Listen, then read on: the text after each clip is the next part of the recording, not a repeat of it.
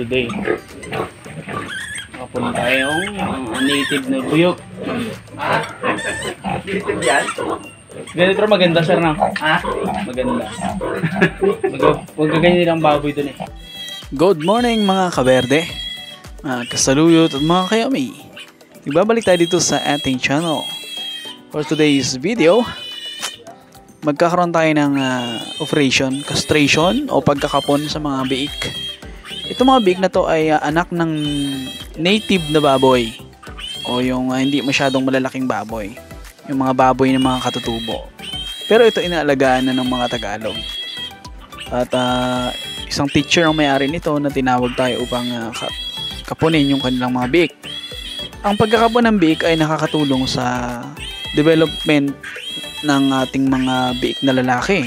Kung gusto mo itong pang benta, pampatabain, lechonin, marapat lang na ipaka-straight mo na siya habang bata pa para mabilis lumaki yung iyong mga alagang biik o mga alagang baboy.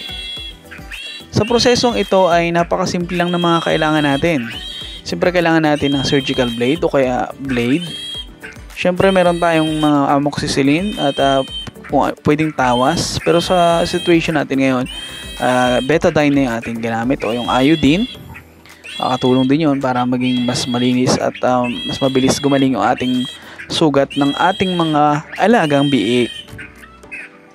So ang proseso na to, ang technique na ito ay ang double slit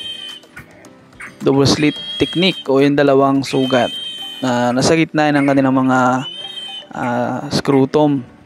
So at tatanggalin sa pagkakapon, tinatanggal natin yung scrotum membrane o yung mismong bayag ng mga biik upang mawalan sila ng kakayahang makabuntis.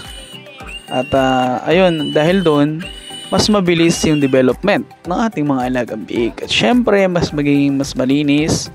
At kapag kinatay natin ay nawawala na yung panghi doon sa karne ng mga baboy na alaga natin.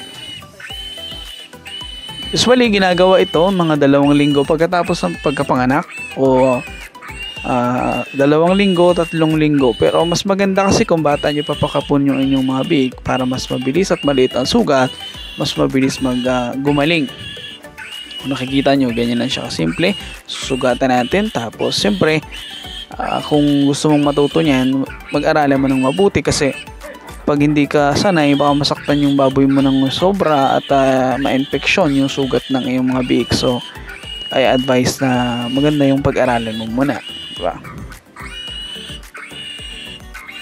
Siyempre, madali lang siyang tingnan pero pag in-apply mo na medyo mahirap din. Pero ayun, sana nakatulong nitong ating video na bigyan kayo ng mga informasyon tungkol sa pagbababuyan o sa piglet management ng inyong mga maliliit na biik na lalaki at mga babae.